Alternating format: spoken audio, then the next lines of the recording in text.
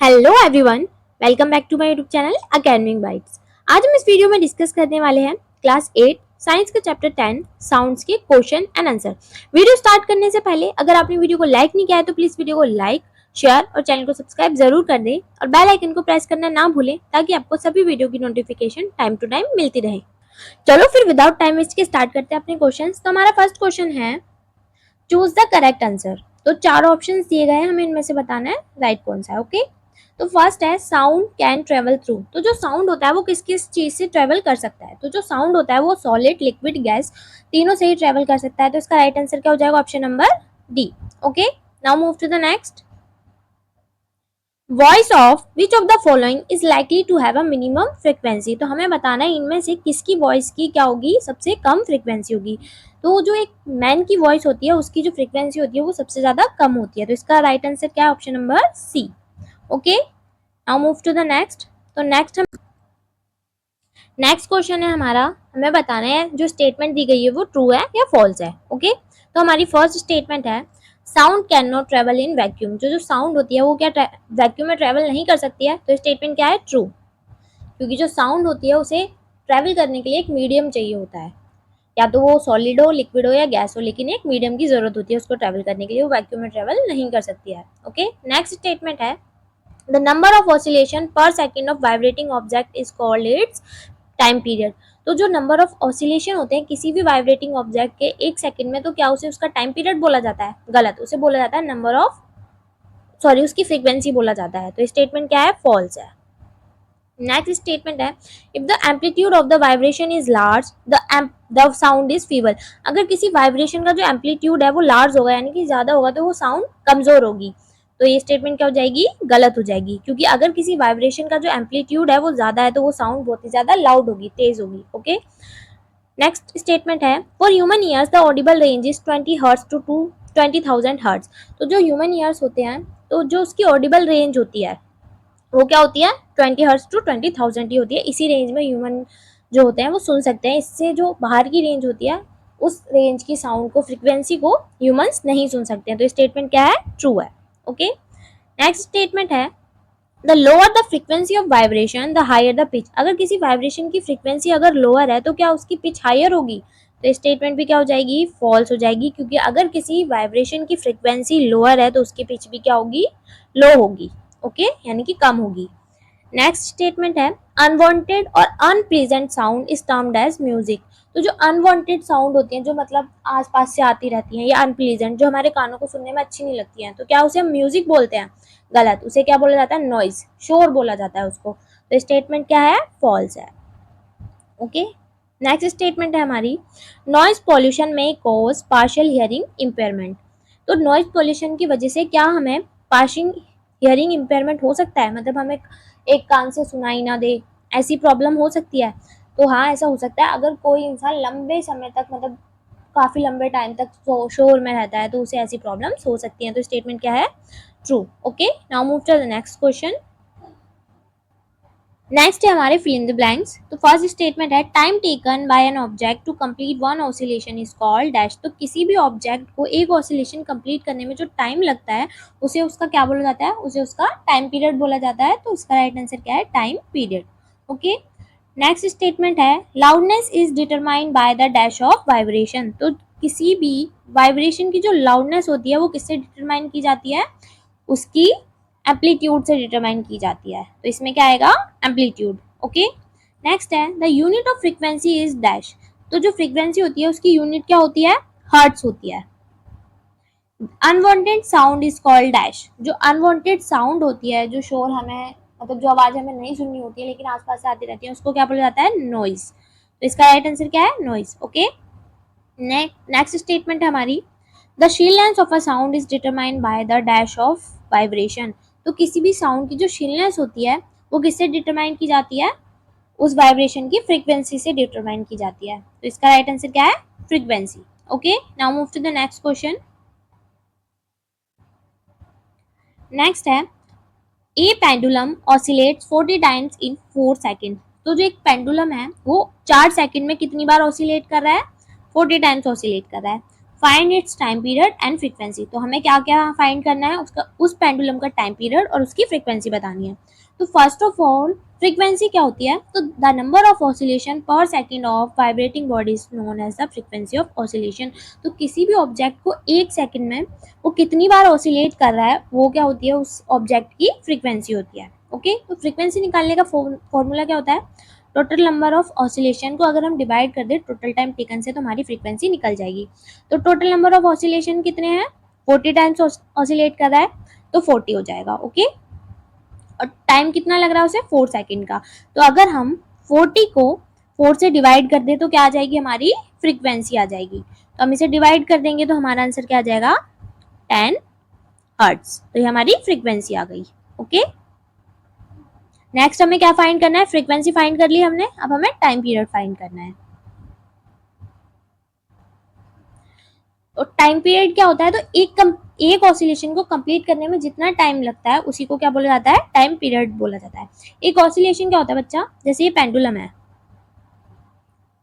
Light करते हैं, इसने अपना जो ऑसिलेशन है वो पॉइंट ए यहाँ से स्टार्ट किया, तो पहले ए से यहाँ बी पर गया, फिर वापस ये ए पे आ गया यहाँ पर, तो ये इसका क्या होगा, एक कंप्लीट ऑसिलेशन होगा। ठीक है, तो अब टाइम पीरियड का फॉर्मूला क्या होता है, 1 डिवाइडेड बाय ऑसिलेटिंग फ्रीक्वेंसी।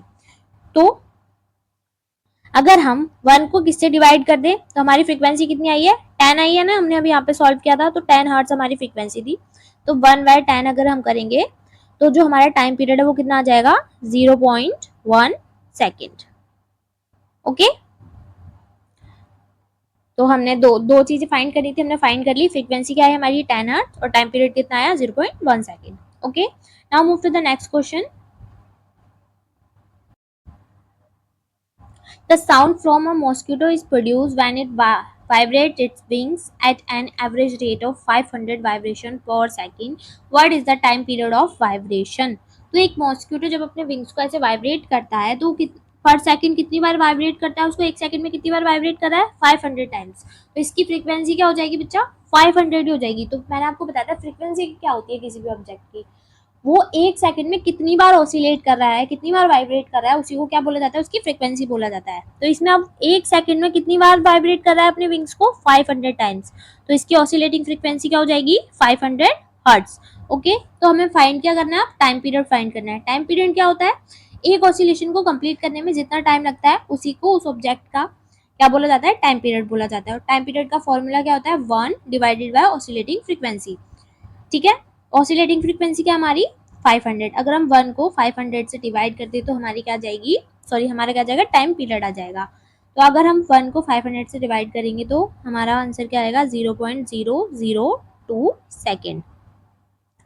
तो ये क्या है हमारी, ये हमारा time period. Okay, now move to the next question.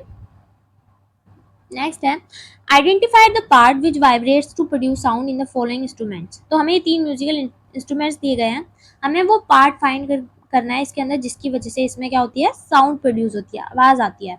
Okay, तो फर्स्ट क्या हमारा, ढोलक। It consist of a head which is stretch membrane. तो इसमें क्या होता है, एक हेड होता है जिसपे क्या है, एक मेम्ब्रेन लगी है, स्ट्रेच मतलब खींची हुई मेम्ब्रेन है यहाँ पे लगी है ना, स्ट्रेच ये वाले पार्ट इसको बोल रहे हैं। Okay, vibration are set into these stretched strings. इसमें जो स्ट्रिंग्स लगी हुई हैं इसके अंदर वाइब्रेशन सेट होती है जब हम क्या करते हैं, इसके हेड को बीट करते हैं। मतलब इस पे आपने देखा होगा ना ढोलक को कैसे बजाते हैं, यहाँ पर हैंड से यहाँ पर इस पे बीट करते हैं, तब इसमें क्या होती है, साउंड प्रोड्यूस होने लगती है, स्ट्रिंग्स जो होती हैं ये वाइब्रेट करने लगती हैं और जिसकी वजह से ढोलक में क्या होती है, साउंड प्रोड्यूस होती है। ओके, नेक्स्ट है सितार। तो sitar it is an musical instrument, stretch strings are part of it. तो एक म्यूजिकल इंस्ट्रूमेंट होता है, स्ट्रेच स्ट्रिंग्स, ये तार आपको दिख रहे हैं ना, ये इसका एक पार्ट होते हैं। Vibrations are produce when the string is plugged when played. तो वाइब्रेशन कब प्रोड्यूस होती है, जब हम स्ट्रिंग्स को प्लग्ड करते हैं, this vibration produce sound and thus sitar produce sound. और इन्हीं वाइब्रेशंस की वजह से क्या होता है, साउंड प्रोड्यूस होती है और इसी की वजह से जो सितार है वो साउंड प्रोड्यूस करता है। ओके, नेक्स्ट है flute is a hollow pipe. The air inside the pipe is set into vibration when air is blown over its mouth and this produces a pleasant sound. तो flute क्या होता है, एक होलो pipe होता है, मतलब खाली होता है अंदर से। आपने देखी होगी ना बांसुरी, अंदर से खाली होती है, इसके अंदर होल्स होते हैं, आपको दिख रहे होंगे यहाँ पर।